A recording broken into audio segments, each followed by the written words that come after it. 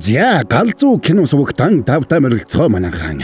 Амралтын өдөр нь сайхан өнгөрсөн үү? За энэ удаад буруу та нартан нэг галзуу киног ярихаар бэлдлээ. Ямар кино вэ гэхээр 2006 онд гарсан The Devil Wears Prada гэх энэ галзуу киног. Дажаахан хуучны киноч гэсэн Anna Hathaway, Meryl Streep, Emily Blunt, Stanley Tucci гэх зэрэг галзуу жүжигчид тоглосон. За тэгээд үйл явдал нь үнэхээр сонирхолтой. Галзуу кино учраас та нартай ярьж өгье гэж бодоод хэдэн борон сонголоо гэж. За тэгээд борон нэг олон юм ярихгүй. Та яас олон юм ярьд юм бэ? Зүгээр дууга киногоо ярьж болдгоо мө гэх хүмүүс. Загнаад үлээ тэгэхээр одоо жоохон багасхий даа мө борон. За тэгээд энэ галзуу киног дэлхийн премиум алкогольтой бүтээгдэхүүнүүдийг албан ёсоор хэрэглэгчдэд хүргэдэг Avruг Wine Cellar. За бас Avruг Casa дэлгүүрүүдтэй хамтран хүргэж байна. За тэгээд та нар маань Сабадрагуул Сапа дарцсан бол лайка дарагтал болоо явж байгаа юм. Бас галзуу кино сувгийг мэдэхгүй хэн нэгэндээ шеэрлэж болох юм. Хэдүүлээ тэгээд энэ галзуу киноны тайлбараа эхлүүлцгээе.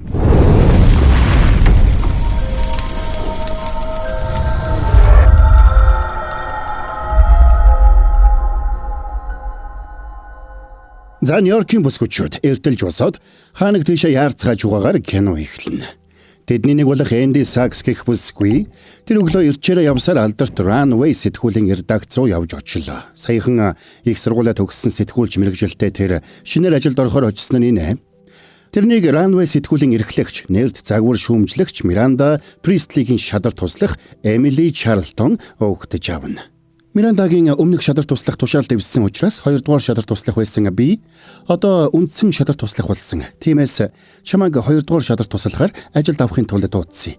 Гол нь Миранда миний олж өгсөн 2 ч туслахыг ойрхон халжчихсан учраас надад энд тесчүүлдэх хүн хэрэгтэй байна. Та өөрийнхөө хуучин албан тушаалд намайг авах гэж байгаа юм байна гэж ойлголоо. Ингээд Миранда гэж хэн блэ? Яана чамайг ингэж асуугаагүй гэж бодъё. Тэр бол Runway сэтгүүлийн эрхлэгч домогт Миранда Пристли. Хэрвээ чи Мирандагийн туслахаар нэг жил тисэх юм бол дараа нь хүссэн сэтгүүлдээ ажилд орж чадна. Бүгдээрээ чамайг болооцолдоод авах болно доо. Чиний энэ ажлын төлөө халаалцахад бэлэн сая охид авгаа гэж бодчих. Хамгийн гол нь манайх бол загварын сэтгүүл. Тиймээс чи загварын мэдлэгтэй, мэдрэмжтэй байх нь хамгийн чухал шүү. За ингээ ярилцаж байтал нь Гэн Эмилигийн утсанд мессеж ирж Мирандаг товлсон цагаас өмнө ажил дээр ирж байгаа тухай мэдгдсэн Довс тэр аяараа сандраад буужигналдаж эхэллээ. Өрөөгөө цэвэрлж нүрээ бодож хувцас солсонд ганцхан Эндил яахаа мэдэхгүй ганцаараа зогссоор байна. Удалгүй нөгөө Мирандач машинаасаа бууж чигээрээ алхасаар офс руугаа орж ирлээ. Тэрнтэй таарсан бүгд замаас нь бошуухан холдоцгоно. Эмили тэрнийг өгтөж яваад хэлсэн бүхнийг нь тэмдэглэнэ. Мирандач сурсан зангаараа эцэс төгсгөлгүй олон даалгавруудыг өгөхдөө нэлээд наривчилж заавар өгчөөс учраас өчүүхэн төдий зөрүүлэхэд асуудалд орно гэдгээ сайн мэдэж байсан Эмилич нэгднэгэнгүй тэмдэглэж байна. Тэгэд Миранда ярианыхаа завсар үүднийх нь өрөөнд сууж байсан Эндиг хэн болохыг асуусанд Эмили шин туслахын орон тоон дээр оруулахаар хүний нөөцөөс олж явуулсан хүн гэж тайлбарлана. Тийм болохоор би урдчилсан ярилцлага авах гэж байсан. Гэхдээ энэ нөхөрч ямар ч найдваргүй юм шиг санагдсан.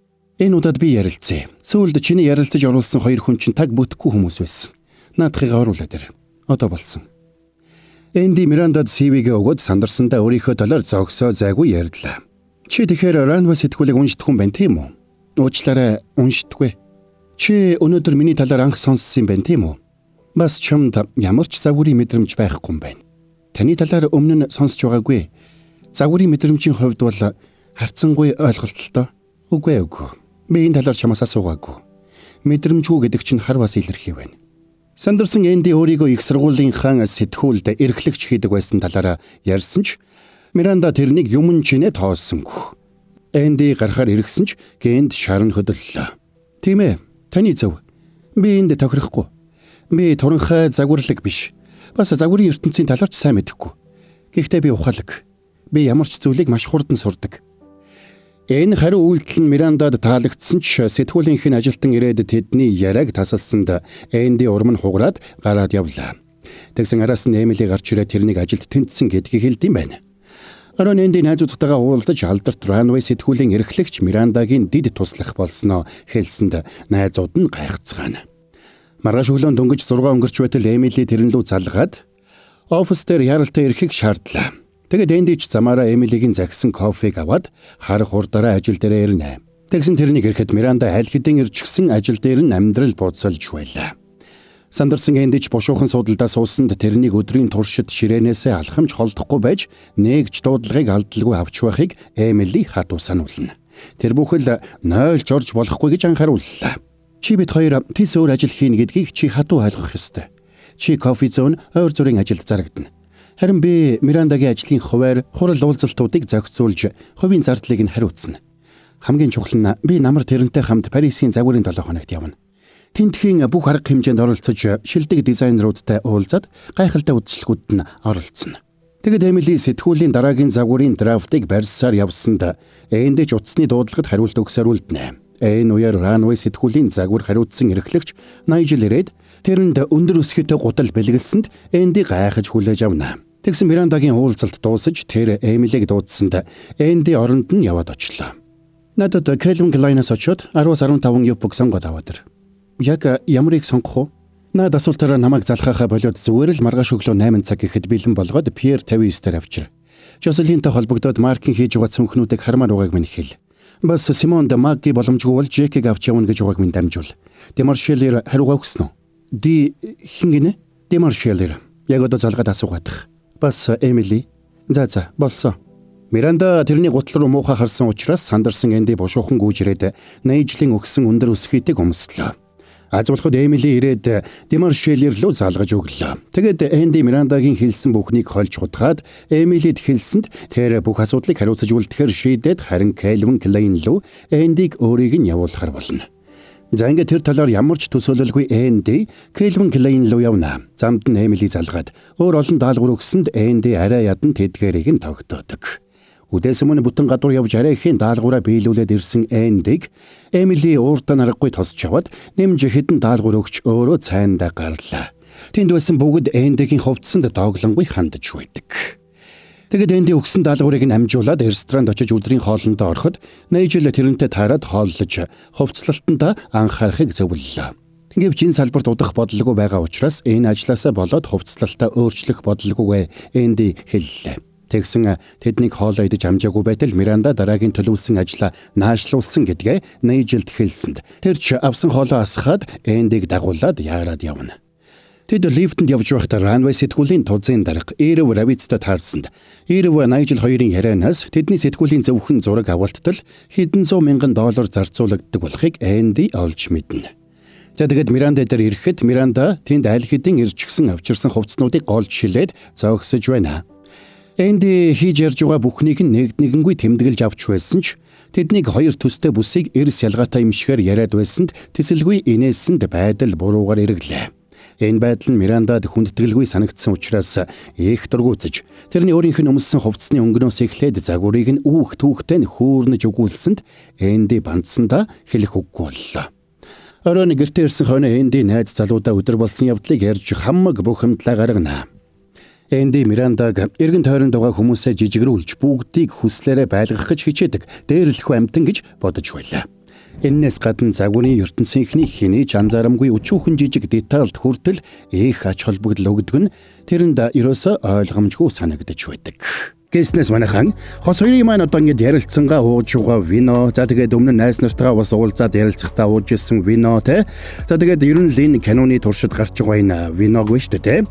Монголд албан ёсны эрхтэйгээр орж ирснийг та нар мэдсэн үү? Тэгэхээр ороод ирцэн гэж. За яадаг вино вэ гэхээр Италийн алдарт 140 гаруй жилийн түүхтэй вино юм байна. За тэгээд энэ виног Италийн хааны гэр бүлд зориулаад тусгайлан бүтээж байж. Ийм л гайхалтай вино болохоор одоо энэ галзуу киноны сценүүдэд орсон юмдгүү да гэж. За тэгээд энэ хүү гайхалтай виног Авруг Каса за бас Авруг Wine Cellar гэх дэлгүүрүүдээс авах боломжтой байна. Хэрвээ та нар маань дэлгүүрээс нь очиод ингээ авах гэсэн чинь төгжирч мөгжрээд ингээ залхууч нь хүрээтэй эсвэл цагаа хэмнэмээр байгаа бол Авруг цэгмэн вебсайтаар нь зочлол тэгэл үнгүй хөргөлөөл авчих юм байна шүү. За тэгээд дэлхийн премиум алкогольтой бүтээгдэхүүнүүдийг албан ёсоор Авруг Wine Cellar, Авруг Casa дэлгүүрүүдээс гэж. Гэвч Энди шарандаа Мирандагийн тэр бүх төвчшгүй занг заавал тисч гарна гэж шийдлээ. Тэгээд үргэлжлүүлээд Мирандагийн өгсөн үүрэг даалгавруудыг нэгднэгэнгүй биелүүлж байдгаараа хичээн зүтгэж эхэлнэ. Энэс гадна тэр Мирандагийн ар гэрийн ажлыг хүртэл амжуулж байлаа. Нэг амралтын өдрийн орой Энди охоёогоос өөрийнх нь зорж ирсэн аавтайгаа оройн хоол идээд сууж байлаа. Стэнфордын хуулийн сургуульд орох боломжтой байсан гавал охин нь сэтгүүлч болж хоод одоо нэг загварын сэтгүүлийн эрхлэгчийн туслахын туслах болчихсон явж байгаад аав нь сэтгэл дундуур байгаагаа хэлнэ. Гэвч энэ ажил өөрт нь ирээдүйн олон боломжийг нээж өгнө гэдэгт итгэлтэй байгаагаа Энди аавда тайлбарладаг.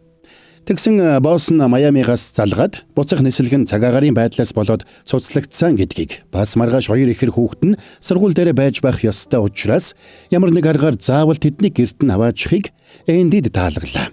За тэгээд Энди босстой нислэг олж өгөхөөр зогсоо зайгүй удастаж байсан ч цагаагаараас болоод нэг ч онгоц нисдэггүй. Миранда тэрнийг ховын онгоцтой томчууд руу залгаад тусламж хүсхийг тушаасанд Энди сандарсандаа ухаан алдах шахна. Тэгээд Энди Мирандаг Майамигаас Нью-Йорк руу буцааж чадлагүй фейлдлээ. Миранда ч эргэж ирсэн хойно Эндиг дуудаад хэсэг донгодноо. Би урдынх шигээ туранх загварлаг октыг чиний оронд авч болох байсан ч тэд ягаад ч юм дандаа жоохон тэнэг байдгийг. Тэгсэн чи өөрийгөө тэднээс өөр гэж хэлсэн. Тэгсэн тийм ч өөр байсангүй. Би өөрийгөө ямар их шахсан гэж бодож байна. Би өөртөө би ухаалаг бүдүүн охин ажилд авах хэрэгтэй гэж итгүүлсэн. Уг нь би найдаж байсан. Гэтэл чи бусад тэнэг октоудаас ч илүүгээр миний урамыг хугаллаа. Би уг нь чадах бүхнээ хийсэн л дээ. Явж үз. Ингээд хямарсан Энди өрөөнөөс гараад шууд 80 жил дээр очлоо. Тэгээд Мирандагийн талаар ярьж өөрийнх нь зөв хийсэн ажлыг тоодгүй хэрнэ ганц алдаа гаргахтал бөө юм болдог гэж гомдлно. Гэвч 80 жил яриаг нь тоох нь бүхэл дургүй байвал ажлаасаа гарчихгүй юу дөө гэж хайхрамжгүйхэн хэлдэг. Энэ ажлаасаа би гарахгүй. Гэхдээ л шудраг биш вэ штэ. Ядаж намайг жаахан ч болоо урамшуулж болно штэ. Намайг үхтлээ хичээж байгааг багч болов анзаардаг болоосоо л гэж хүсэж байна штэ. Уучлаарай чи юусоо хичээхгүй байна. Чи зүгээр л гомдолж гонгинж байна штэ. Намайг юу гэж хэлнэ гэж бодов? Хөөрхий Эндиг Миранда зовоогод байна гэж чамайг өрөвдөх юм уу? Нойрноосоо сэрээ. Тэгэд 80 жил тэрэнд хийж байгаа сэтгүүлээ ямар чухал болохыг тайлбарлаж тэр сэтгүүл хичнээн мянган хүнд итгэл найдвар урам зориг өгч болохыг хэлж өглөө. Бас тухайн хийж байгаа зүйлээрээ амьсгалж тэр зүйл нь амьдралынх нь нэг хэсэг болж байж сая нэг жинхэнэ амжилт ирдэг гэдгийг Эндид хэлсэнд Энди дотроо нэгийг бодно. Тэгээд 80 жилаас өөрт нь загварлаг хувцас сонгож өгөхийг хүслээ. 80 жилч загварын өрөөлөө очиод тэрэнд хувцас цүнх болоод бусад хэрэгслүүдийг сонгож өгдөг. Тэгэд маргааш сонгож өгсөн хувцсыг өмсөд ажилдаа иртэл хамт ажилдаг хүмүүс нь тэр дундаа Эмили шок. Орон Эндиг найз залуутайгаа уулзахад найз залуу нь тэрний шинэ хэв маягийг хараад бас гайхлаа. Тэр цагаас эхлээд Энди өдөр бүр ажилдаа маш загварлаг хувцас өмсөж явдаг болж өдөр хоног өнгөрөх тусам өөртөө улам илүү итгэлтэй болж эхэлдэг.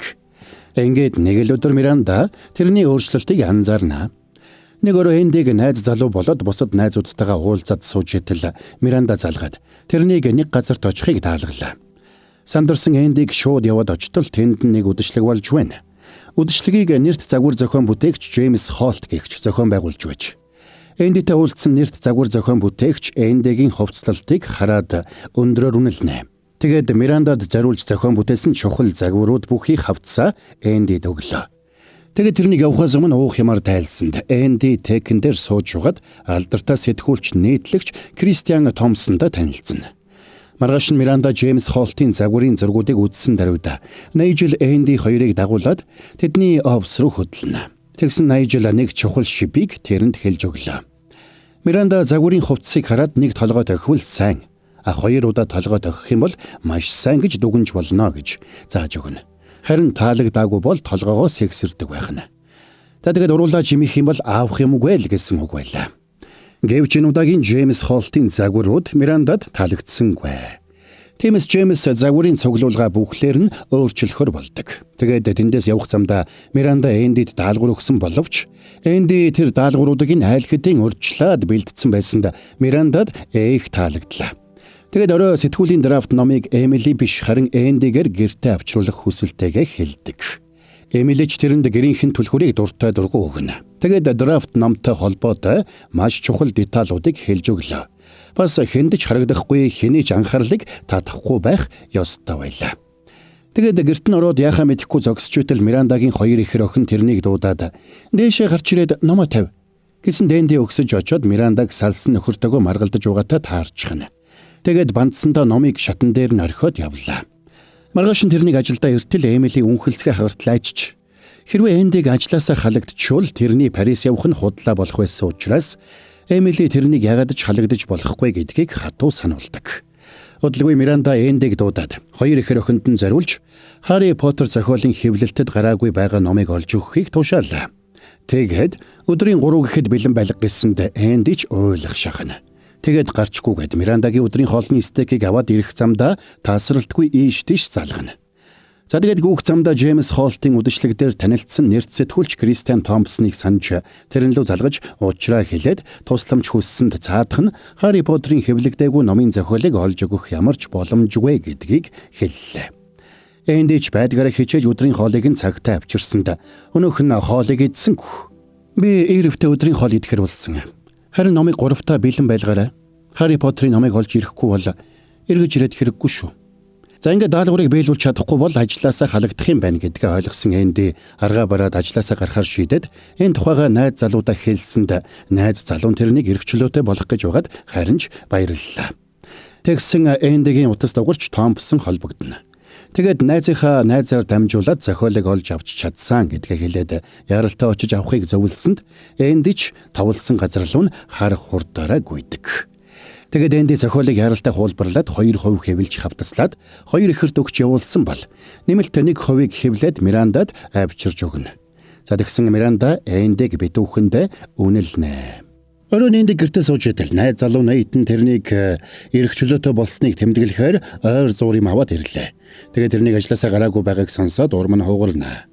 Энди ажилдаа улам шамдах тусам Нейт тэр хоёрын харилцаа баг багаар хөндөрсөр байлаа. Нэг өдөр Энди ердийнхөөсөө баг зэрэг эрт тараад гэрлүүгөө яраад явлаа. Учир нь тэр өдөр найз залуу Нейтийн төрсөн өдөр байдаг. Харин ханаад хүрээд хачин царайлсан Эмили тэрний харийг дагаад үлдэнэ. Гэвч тэрнийг ажлаасаа холдож амжаагүй байдал нь Миранда дуудууллаа. Тэгээд Эмилиг ханаадтай биеийн сайнгүй байгаа учраас тэр өрөө Эндиг Эмилитэй хүлээн авалт руу хамт явахыг тушаалаа. Аргагүй байдалд орсон Энди найз руугаа залгаад Нейтийн төрсөн өдрийг зохицуулж байхыг гуйж оройны хүлээн авалт руу явна. Тэр энэ хугацаанд хүлээн авалтад ирсэн зочдыг бүгдийг нь тогтоож Мирандад шаардлагатай тохиолдолд нэгэнгүй хэлж өгөх ёстой байлаа. Зангид Энди анх удаага үнтэй даашин зөмсөд томоохон үдэшлэгт оролцож үзсэн. Тэгээд тэр хоёр Мирандаг хаа явсан газар нь алдалгүй дагсаар. За тэгээд тэрнтэй уулзахаар ирж байгаа хүн бүрийг амжиж Мирандад танилцуулна. Эмилигийн биеийн тийм байсан учраас нэг элчин сайдын нэрийг санахгүй байсанд нь Энди амжиж нэрийг нь хэлж өгснөөр Миранда эвгүй байдалд орохоос аврагдлаа. Эннийхэн төлөө Эмили тэрэнд талархсан бол Миранда тэрнийг үнэлнэ. За тэгээд үдэшлэг дуусахын алдад Энди Нейтийн төрсөн өдөрлөө яарч явж итэл үүдэн дээр сэтгүүлч Томпсонтой таарчихлаа. Тэгээд Томпсон тэрнийг сэтгүүлчийнхээ эрхлэгчтэй танилцуулж өгөхийг өрсөнд Энди ч ажиллахыг мөрөөддөг сэтгүүлийнхээ эрхлэгчтэй танилцахаар шийдэж буцаж орохоор иргсэн ч эдсийн мөчөд ээлдгээр татгалзаад явлаа. Тэрнийг байдгаараа яарсаар гэртээ эртэл Нейт уран муутайхан зурагт үзээд сууж байна. Энди тэрнээс уучлал гуйж учир явдлаа тайлбарласан ч Нейт тэрнтэй харилцахыг хүссэнгүй хөрхий. За тэгээд маргааш нь Эндиг уламжлал ёсоор сэтгүүлийн драфт номыг аваад Мирандагийн гэрт иртэл Миранда тэрнийг хүлээгээд сууж байна. Парисын 7 хоног бол миний бүтэн жилийн хамгийн чухал 7 хоног. Тиймээс надад хамгийн шилдэг баг маань хэрэгтэй. Харамсалтай нь Эмили тэр багтгаа болсон. Уучлаарай. Гэхдээ Эмили намайг алах байлгүй дээ. Тэрний хувьд энэ маш чухал. Тэр бараг хэдэн 7 хоног юм мэдээгүй баха. Би үүнийг чадахгүй нэ. Хэрвээ чи явахгүй бол би чамайг ранвей дэх карьераа нэг их тоохгүй байгаа юм байна гэж дүгнэнэ. Магадгүй өөр сэтгүүлдэж ажиллах боломжгүй болж мэдхий. Гэхдээ шийдвэр чинь их. Ингээд Энди хэцүү шийдвэрийн өмнө туллаа. Маргааш өглөө Эндиг ажилдаа ирээд байж итэл Миранда ирээд хувцас Эндигийн биш Эмилигийн ширээн дээр хаяжгаад яваад өглөө. Тэгээд Эмилид оронд нь Парис руу явахаар болсон гэдгийг хэлхийг тушаалсанд Энди аргагүй байдалд орлоо. За тэгээд Эмили рүү залгаад Парис руу өмнөөс нь явах болсноо хэлэх гэж ядаж байтал гудамжаар гарч явсан Эмили машинд мөргүүлчихнэ. Энди эмнэлэгдэр очиод Эмилид өмнөөс нь Парис явах болсон гэдгийг хэлсэнд Эмили тэрэнд гомдож ууралнаа. Тэрнийг загвар сонирхдаггүй, ирээдүйд сэтгүүлч болох мөрөөдөлтэй гэсэн учраас л Эмили тэрнийг өөртөө нөрсөлдөхгүй гэж тооцоолж ажилд авсан байж. Тэгсэн бүх зүйл эсрэгээр эргэж Энди барийг нь булаасанд Эмили гомдолтой байдаг. Оройн Энди найзуудтайгаа нэг зургийн үзэсгэлэн дээр уулзаж Парисын загварын 7 хоногт очих болсноо хэлэхэд найзууд нь бүгдээрээ баяр хүргэлээ. Гэтэл Энди тэнд Томпсонтой таарна. Тэгээд Томпсон бас Парисын загварын 7 хоног руу явах гэж байгаагаа хэлээд тэнд уулзах санал тавиад газар дээр нь үнсчгээд яваад өгсөнд найз нь энийг хараад гайхна. Миний мэдэх Энди найдад ухаангүй хайртай. Тэр үргэлж дотны хүмүүстэй хариуцлагатай ханддаг нэгэн байсан. Би Энди гэдэг хүнийг 16 жилийн өмнөөс мэднэ. Харин би чамайг ерөөсө танихгүй байх чинь. Янз бүрийн загварын хувцс өмсчүүд нэг загварын халзан нөхөртэй өдөржингөө хэлхэлдээд л Парист хөгжилтэй байхыг хүсье. Тэгсэн найд тэрнийг Парис явах болсныг мэдээд гайхлаа. Учир нь Парисын 7 хоногт оролцох нь Эндигийн хамтрагч Эмилигийн мөрөөдөл гэдгийг найд хүртэл мэдэж байлаа. Тэгсэн тэрнийг ямар нэг үг хэлэхээс өмнө Энди уурлаад гараад явчихна. Миранда гинтэл надад ингэж хэлсэн. Надад өөр сонголт байгаагүй. Ойлгож гин үү? Тийм ээ тий. Чи дандаа л надад ямар ч сонголт байгаагүй гэж хэлдэг. Гэвч үнэн хэрэгтээ чи өөрөө л энэ шийдвэрүүдийг гаргаж байгаа шүү дээ. Чи намайг дандаа орой болтол ажилдагт. Бас төрсөн өдөрт чинь ирж чадаагүй л уурлаад байгаа үсттэй. Чи Ренвейгч, Мирандагч үзэн яддаг үсттэй. Чи загварыг тэнэг гэж боддог. Дандаа тэгэж хэлдэг үсттэй. Энди, чиний ямар ажил хийх ч надад юусаа хамаагүй. Гол нь чамайг үнэн чудраг байгаасаа л гэж хүсэж байна. Чи өмнө нь энийг чиний хувьд зүгээр л нэг ажил гэж хэлдэг байсан. Чи Ранвейгийнхнийг шоолж инээдэг байсан. Гэтэл яасан? Чи одоо өөрөө тэдний нэг болцсон байна шүү дээ. Зүгээрээ тийм байж болно. Гол нь чи өөрөө энийг шударгаар хүлээн зөвшөөрөх хэрэгтэй шүү дээ. Тэгэд найд Энди хоёр хэсэг хугацаанд харилцаагаа завсарлахаар боллоо. Нэйтийг явхад Энди хойноос нь дуудсан ч яг тэр үед удсанд нь дуудлага ирсэн учраас Энди удсаа авсанд найдын урам нь хугараад тэндээс явлаа. Удалгүй хүсэн хүлээсэн өдөр нь болж Миранда Энди болоод багийнхнаа дагуулад Парисын загварын 7 хоногт оролцож загварын хамгийн сүүлийн үеийн хамгийн шилдэг үзүүлбэрүүдийг үзэж сонирхно. Хажуугаар нь Миранда дэлхийн хамгийн шилдэг загвар зохион бүтээгчдтэй танилцж бас Эндигч тэдэнтэй танилцуулдаг. Нэг арга хэмжээний үеэр Томпсон Эндиг олж ирээд оройн хоолнд урьсанд Энди ээлдгээр татгалзлаа. Тэр орой Эндиг Мирандагийн өрөөнд орж иртэл Миранда өрөөндөө сууж байна. Тэгээд маргаашийн хүлээн авалтын үеэрх ширээний хуваарлалтын талаар ярилцж байхдаа Мирандаг дахиад нөхрөөсөө салж байгаа болохыг Энди олж мэдлээ. Энэ талаар хэвлэл мэдээллээр яаж шуугаж өөрийг нь юу гэж бичих вэ гэхээс Миранда их шаналж байгаа нь илэрхий. Хүмүүс миний талаар юу гэж ярьж, юу гэж бичих надад хамаагүй. Гол нь охид минь л хэцүү байна. Тэгсэн Миранда гинт ярианы сэдвийг өөрчилж маргаашийн хүлээн авалтын талаар юу ч болоогүй юм шиг ярилцсанд Энди шок. Надад их харамсалтай байна. Би өөр юугаар тусалж болох вэ? Ажлаа сайн хий. Ингээд Эндиг тэндээс гарч өрөөндөө дөнгөж ирээд байж байтал найжил ирлээ. Тэгээд хамтдаа хундаг өргөхийг хүснэ. Юуны төлөө хундаг өргөх хүлээ? Мөрөөдлийн ажлын төлөө. Сая охидын хүсдэг тэр ажлын төлөө. Миний хэдэн сарын хүлээж авсан ажил уу? Би чиний талаар яриаг байна. Массимо Кортольоне Джеймс Холтын компанид хөрөнгө оруулахар болсон. Энэ том хариуцлагыг үүрхэхийн тулд Джеймст хамтрагч хэрэгтэй болсон. Тэр хамтрагч нь би байх болно. Тэгсэн Энди найжилд баяр хүргээд хамтдаа хундаг тулглаа. Тэр орой Энди Томпсонтой уулзаад оройн хоол идэцгэн. Зэрэг ярилцаж байхдаа Томпсон Мирандаг муулсанд Энди Мирандад хэр халдаалгүй өмөрлөө. Тэгээд тэд Парисын гудамжаар элдвэг ярилцаж алхацгаана. Тэгсэн Томпсон тэрнийг үнссэнд Энди ч харин үнслээ.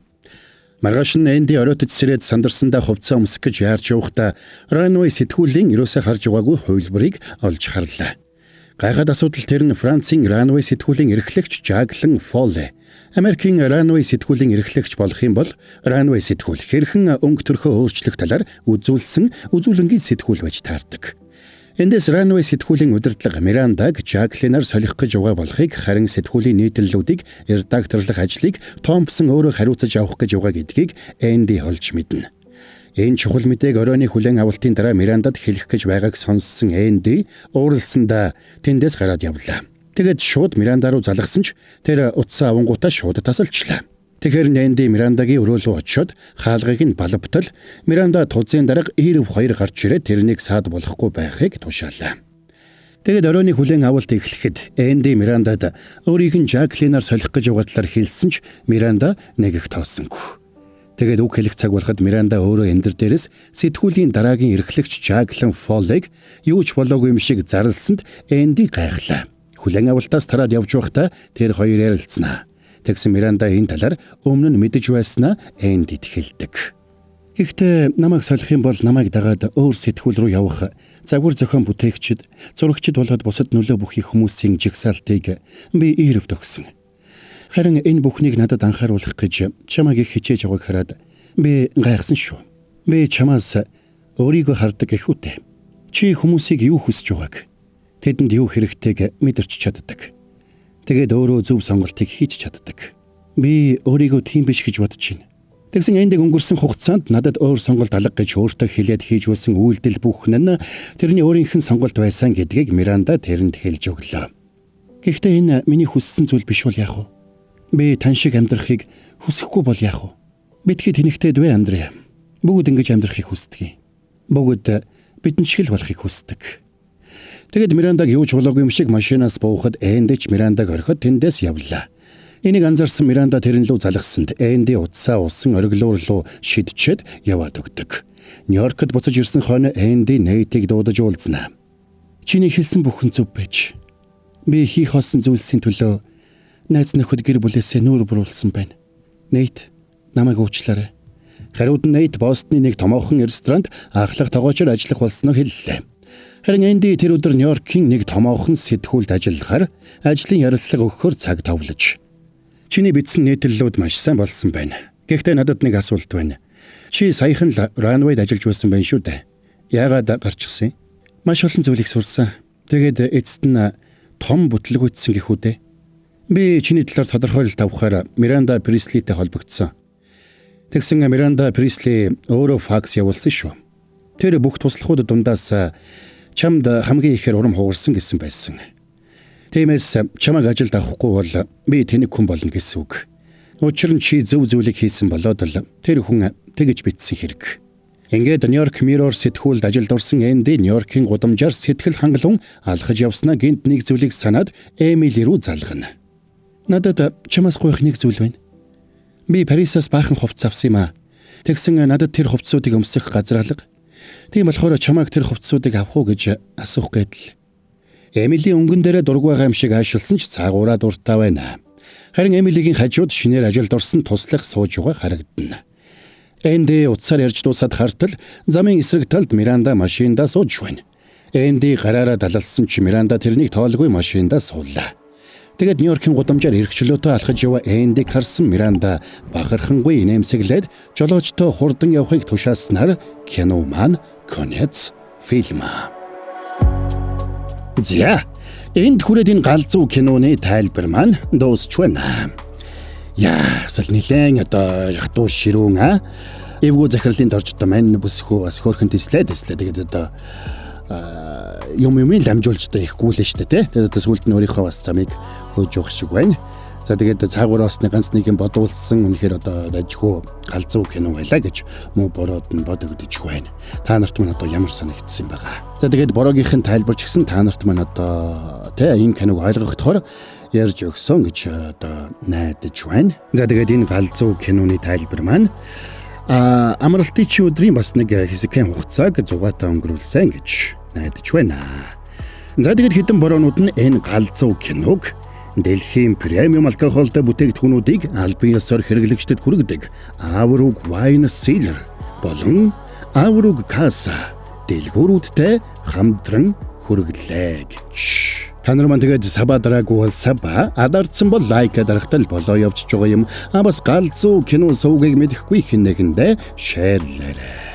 Хэдүүлээ тэгээд дараагийн бас нэг галзуу киноны тайлбараар эргээд уулзцгаая.